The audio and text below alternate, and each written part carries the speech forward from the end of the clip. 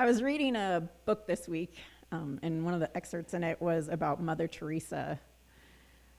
And it kind of got my brain thinking about, what does it mean to truly love God?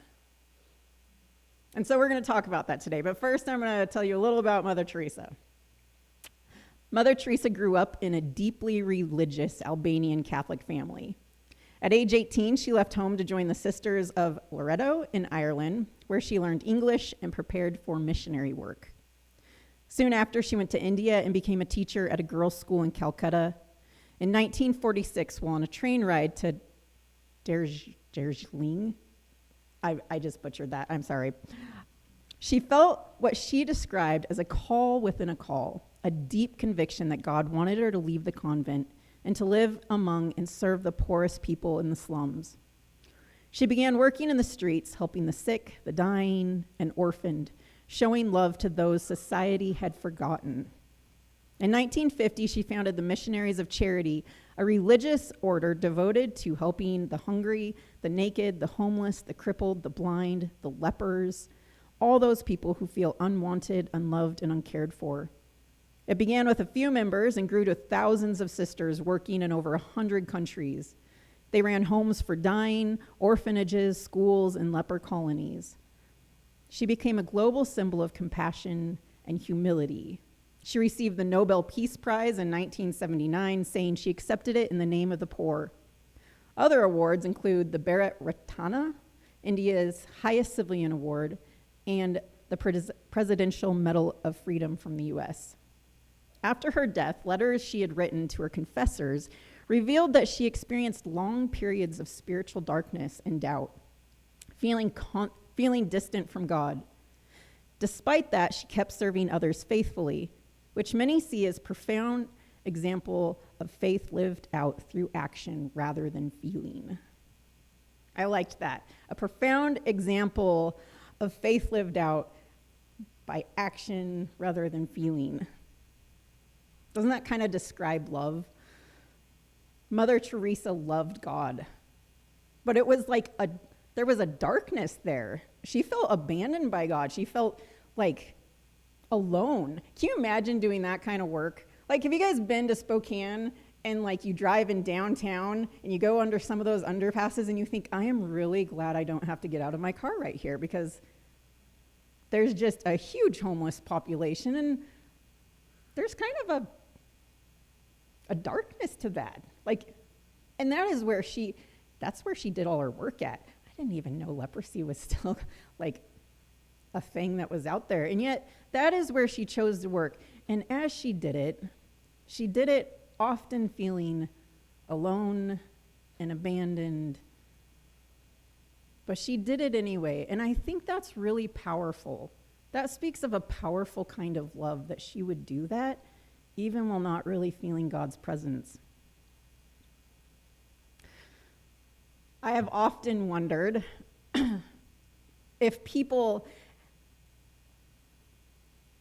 don't get to experience love until they're like in marriage quite a ways. Like maybe like the first year or two. I kind of feel like before that, even though you're married, you haven't really experienced what love is. Because if we look at the biblical definition of love, which we are, we'll see that it's not warm, fuzzy feelings.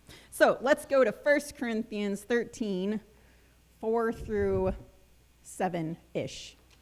I say 7-ish because we're going to add just a sentence from 8.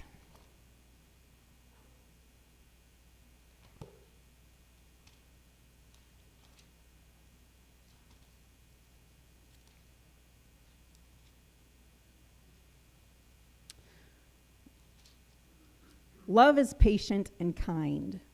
Love is not jealous or boastful or proud or rude. It does not demand its own way. It is not irritable. It keeps no record of being wronged. It does not rejoice about injustice, but rejoices whenever the truth wins out. Love never gives up. Love never loses faith, is always hopeful, and endures through every circumstance.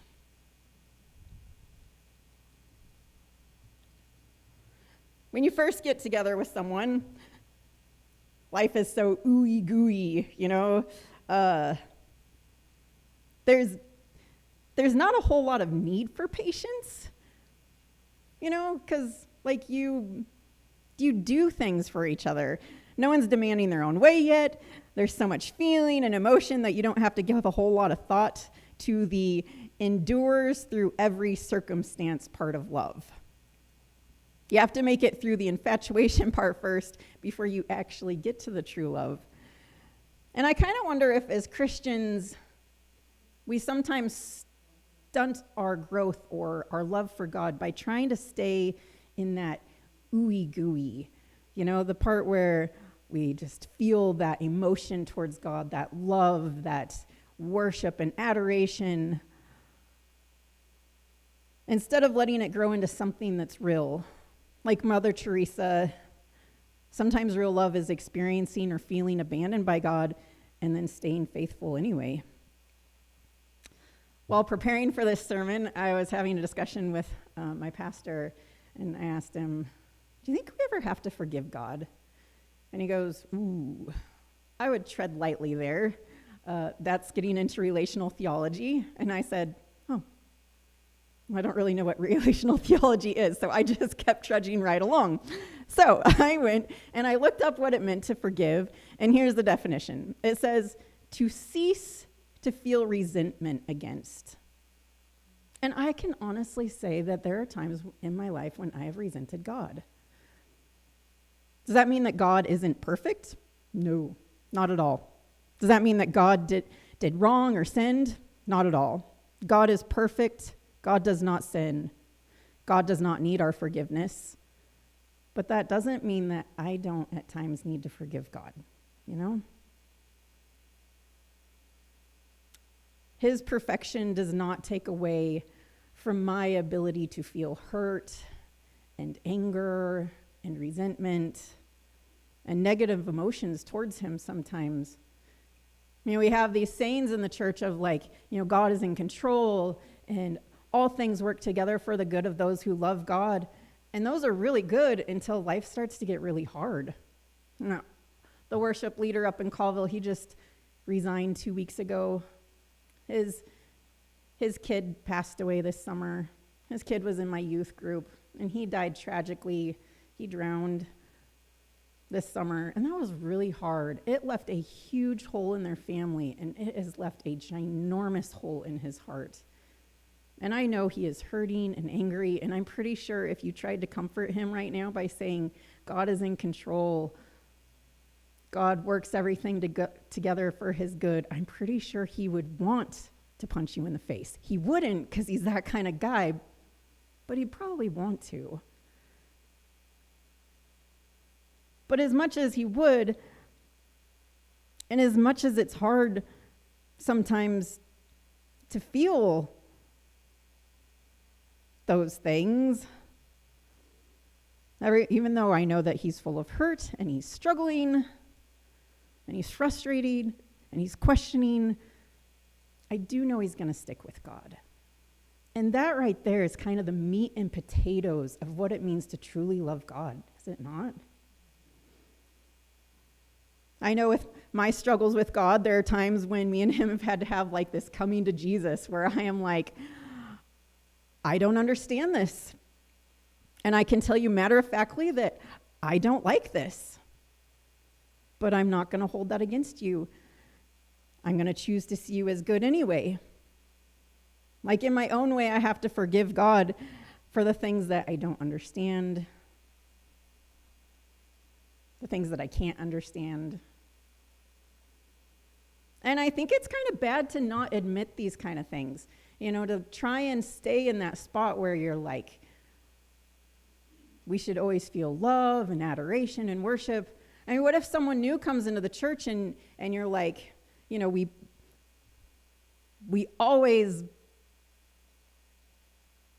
feel those gushy feelings towards God, you know, worship him, love him, you know, and then the troubles of life hit them. And if they don't know, like, hey, I can feel that hurt, then they'll think, well, something's wrong with me. You know, if it's not something we talk about, it'd be like setting your kids up in marriage and saying, like, you should always feel those emotions and that emotional response towards your spouse. And when that goes away, they're going to think, well, then what's wrong with me? Because I should have that. That's what everybody says I should feel, but I don't. So it must be that this isn't really love or this isn't the right person. And they're going to walk away. So I think it's important to claim our stuff, the suckiness of it sometimes. While I was thinking about this sermon, I think I went to the natural place that it would go, and I started thinking about Job. So I'm going to read you the first chapter of Job. I was going to do it in the Message, but I think I'm not. I think I'm going to do it out of my Bible, which is the New Living Translation, in case anybody was wondering what I'm reading out of.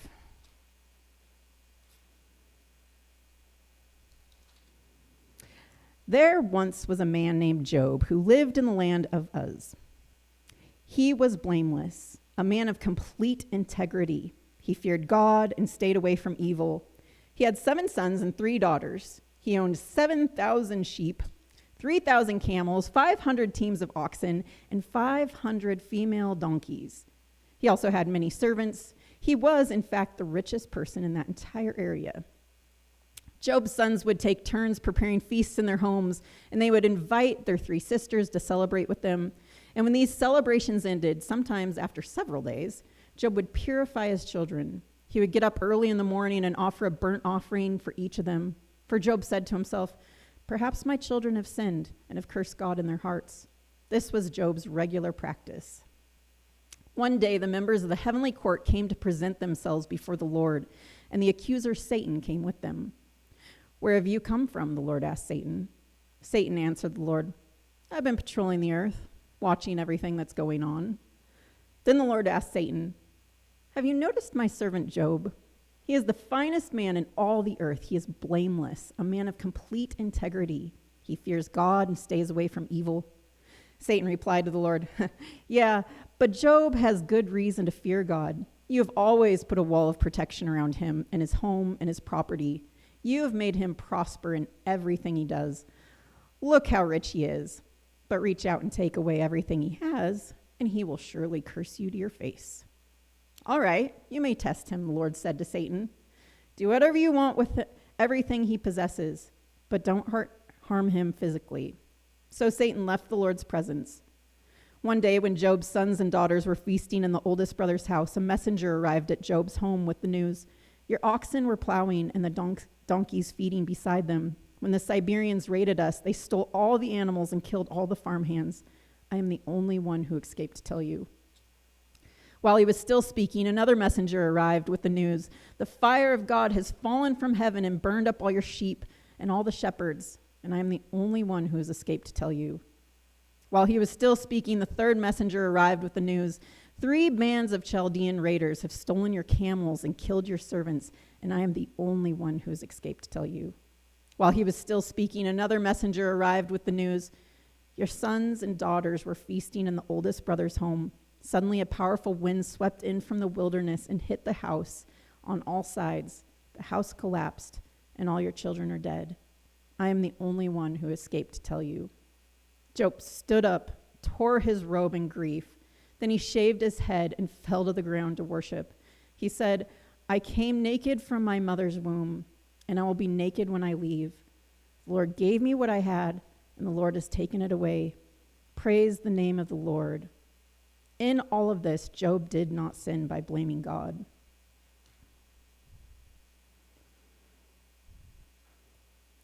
I think the hard part is that a lot of times we stop there.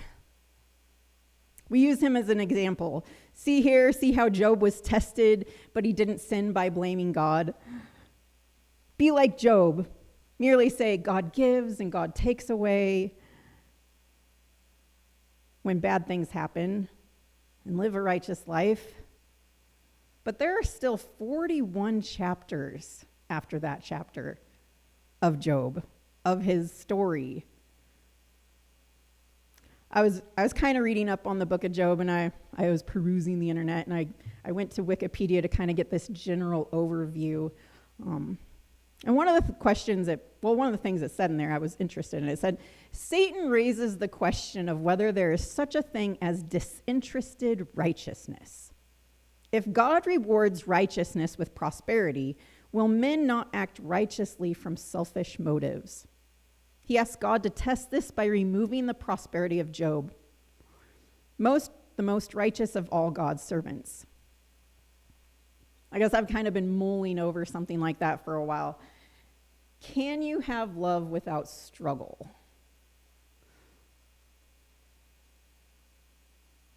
Because what 1 Corinthians 13 says is that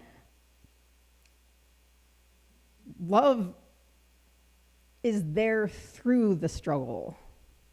How do you persevere if there's nothing that makes you want to quit, right? And how do you always hope if there's nothing that makes you want to lose hope? And how do you have patience if there's nothing there that tests your patience? So I guess I question, can you have real love without struggle? And I think this is what Satan is calling God out on. Can Job completely be righteous, or can he really love you when there's no struggle at all? And God agrees to let him be tested. And I kind of think that it's only then that Job shows his true love. Does that mean he was happy through the whole ordeal and complacently optimistic? No, his life totally got turned upside down.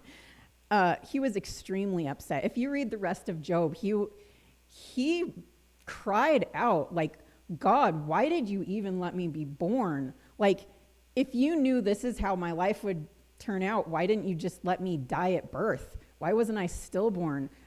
I honestly believe that Job was upset with God. He felt negative emotions. This sucks. I believe Job was mad and hurt by the things that happened. But in that frustration, in that resentment and hurt, he didn't waver in knowing that God was worth sticking with. That his allegiance belonged to God and God alone. So, is love really love if it never faces opposition? Would there be a different definition of love in the Bible if sin had never entered the world? I was kind of pondering through that this week. It's why God gave us free will. He didn't want robots who were forced to give him loyalty and devotion and worship. He gave us free will so that we could choose to love him. And we could choose to love him when there is struggle and when there is pain. I kind of think when there's no choice to it, there's no love. True love takes decision.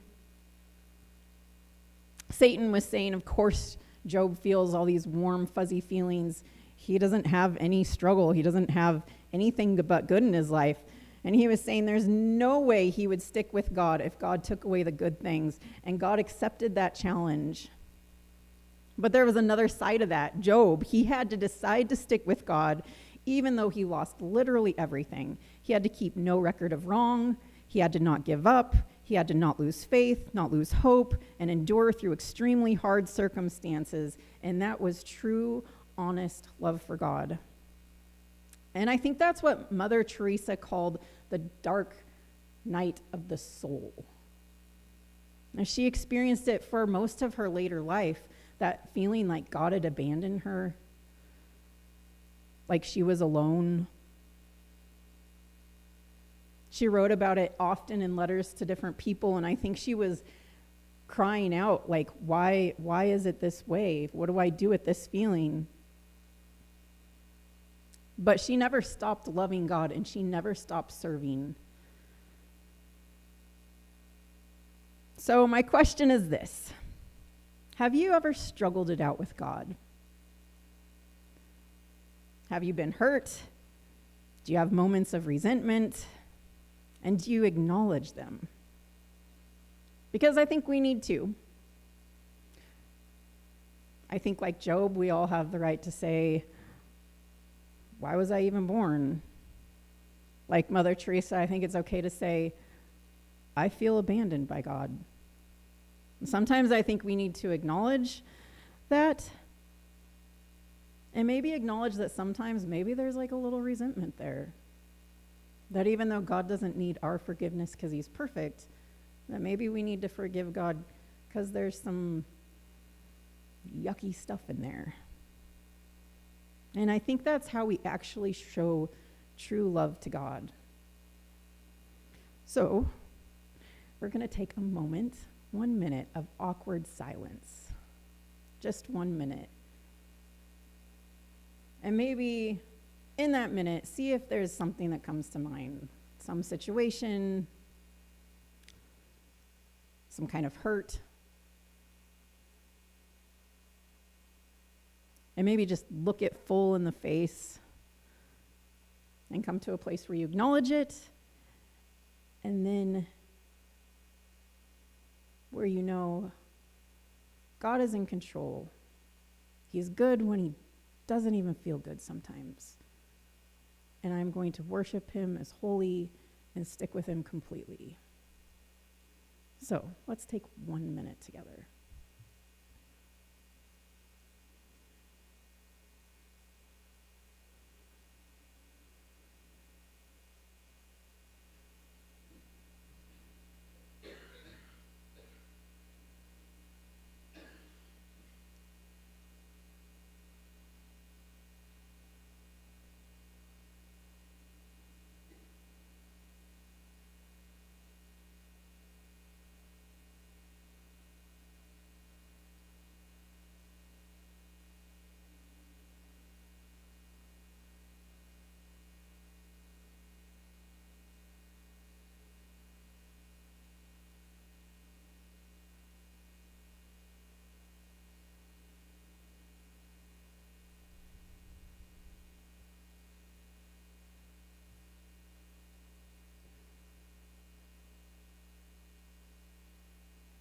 We're going to close with saying 1 Corinthians 13, 4 through 8. But I'm going to do it in the NIV. So if you know these verses, you can say them with me. And then take them with you this week and see if you see them a little differently. Love is patient. Love is kind. It does not envy. It does not boast. It is not proud. It is not rude. It is not self-seeking. It is not easily angered. It keeps no record of wrongs. Love does not delight in evil, but rejoices with the truth. It always protects, always trusts, always hopes, and always perseveres. Love never fails. Amen. Lord, thank you for your word. Thank you for what you do for us. Thank you that you are faithful and you are good all the time. Thank you that you do work things out for good, even when we can't see it, until we get to the other side of hard situations. Help us to love you even when it's hard, even when we can't feel you, even when the fuzzy feelings aren't there. Help us to love you completely and fully, and to let our love grow into a deep, mature love. Thank you for your word. Bless everyone that's here. Bless them with a good week. In Jesus' name, amen. All right. I think you're dismissed.